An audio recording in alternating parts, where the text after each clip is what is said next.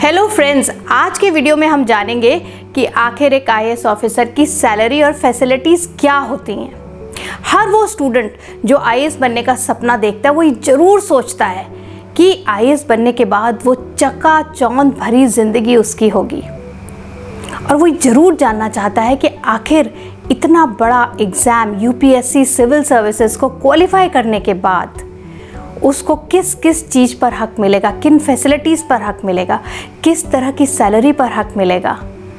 तो आज का वीडियो आप अंत तक देखिए। मैं एक एक फैसिलिटी और पूरी सैलरी स्ट्रक्चर आपको आईएएस ऑफिसर का समझाऊंगी। यकीनन जब भी आपने आईएएस बनने का सोचा होगा, आपके सामने वो शानो शौकत, वो बड़े बड़े बंगले, वो तेज़ तेज़ चलती हुई गाड़ियाँ घूम गई होंगी। इसमें कितनी हकीकत है और एक्चुअली आपको क्या क्या फैसिलिटीज़ मिलती हैं, ये मेरे इस वीडियो में पूरी की पूरी मैं आपको जानकारी दूंगी।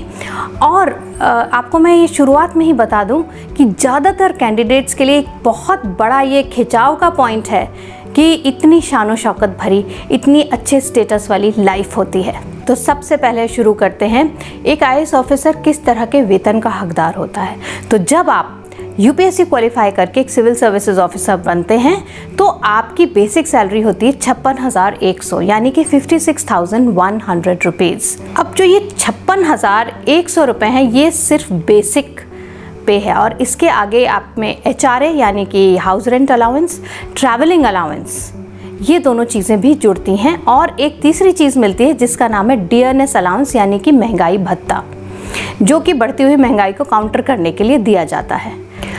जो डियरनेस अलाउंस है ये समय समय पर इसमें इजाफा किया जाता है, हर साल इसमें बढ़ोतरी होती है और वो आज के समय 28% पर है।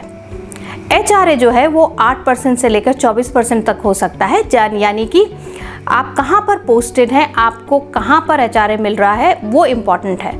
लेकिन अगर आपके पास सरकारी आवास है यानी कि गवर्नमेंट अकोमोडेशन है तो आपको HRA नहीं मिलेगा।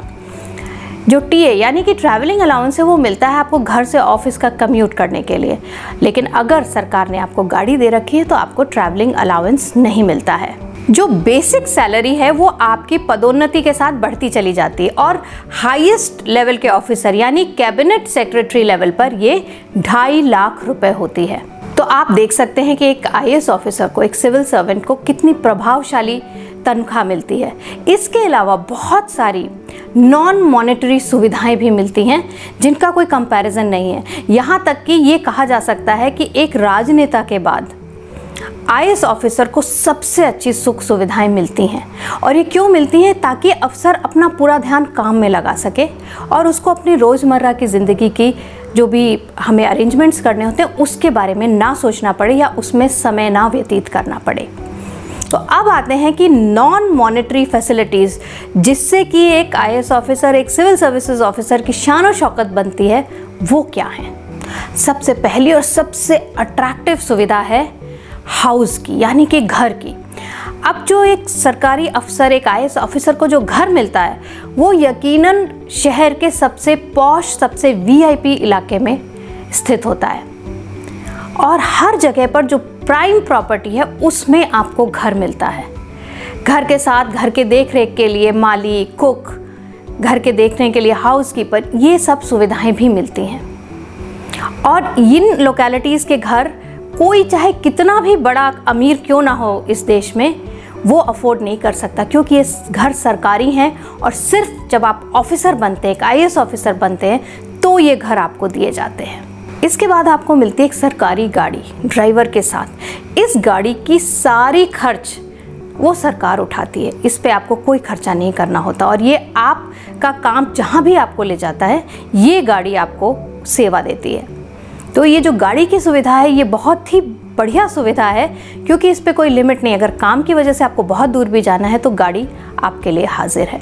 इसके बाद एक बहुत बड़ी फैसिलिटी है जॉब सिक्योरिटी, यानी कि जब आप एक बार आईएएस बन गए तो आपको आसानी से कोई हटा नहीं सकता है, जब तक कि आप कोई बहुत बड़ा मिसकंडक्ट ना करते। उस पर भी आपके निष्कासन यानी निकाले जाने की चिट्ठी पर राष्ट्रपति को खुद साइन करना होता है। तो इतना मुश्किल होता है एक आईएएस ऑफिसर, एक सिविल सर्वेंट को निकालना। ऐसी जॉब सिक्योरिटी कोई और जॉब नहीं देता है। एक आईएएस ऑफिसर को पेंशन बेनिफिट्स भी मिलते हैं। साल 2000 के बाद से ये कॉन्ट्रीब्यूटरी पेंशन हो गई, यानी 10% आप जमा करते हैं और 10% गवर्नमेंट जमा करती है। और जब आप रिटायर होते हैं तो एक अच्छा खासा अमाउंट जो आपके बुढ़ापे के लिए बहुत होता है वो आपको पेंशन पर दिया जाता है। इसके अलावा और सारी सुविधाएं मिलती हैं, जैसे कि न्यूज़पेपर, जैसे कि टेलीफोन के बिल्स, इन सब का भुगतान भी सरकार करती है। अब आते हैं हेल्थ फैसिलिटीज़ पे। एक आईएएस ऑफिसर को सीजीएचएस फैसिलिटी मिलती है, यानी कि आपको एक सीजीएचएस कार्ड मिल जाता है जिसके तहत आप सीजीएचएस डिस्पेंसरीज या किसी भी हॉस्पिटल में, क्योंकि सारे बड़े हॉस्पिटल अब सीजीएचएस के पैनल पे हैं, तो आपको कोई अगर हेल्थ की प्रॉब्लम है आप अच्छे से अच्छा इलाज ले सकते हैं और सरकार इसका खर्चा उठाती है। एक खास फैसिलिटी जिसे मैं बहुत बड़ा मानती हूँ वो है स्टडी लीव की फैसिलिटी।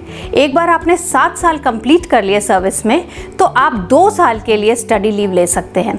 ये पेड लीव होती है और इसमें कोई बंदिश नहीं है कि आप इंडिया की यूनिवर्सिटीज़ में पढ़ें या बाहर जाके पढ़ें। तो सरकार आपको तनख्वाह भी देती रहती है और आपको पढ़ाई भी करवाती है।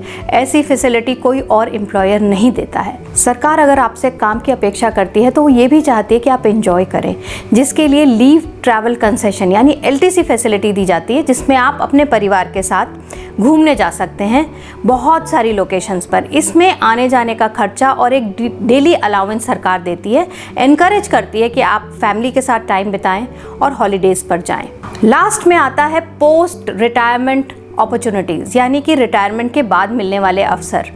बहुत सारे जो सिविल सर्वेंट्स होते हैं, जो आईएएस ऑफिसर्स होते हैं, वो रिटायर होने के बाद बहुत सारी कमीशंस के चेयरमैन बन जाते हैं, कई बार गवर्नर्स भी बन जाते हैं, कई बार बड़े बड़े बोर्ड्स के डायरेक्टर्स बनते हैं। तो ये जो सारी अपॉर्चुनिटीज़ हैं ये ज़्यादातर IAS officers, civil services officers के लिए होती हैं। तो न केवल आपको रिटायरमेंट के बाद फिर से काम करने का मौका मिलता है, पर ऐसे पदों पर काम करने का मौका मिलता है जहां तक आम लोग नहीं पहुंच पाते हैं।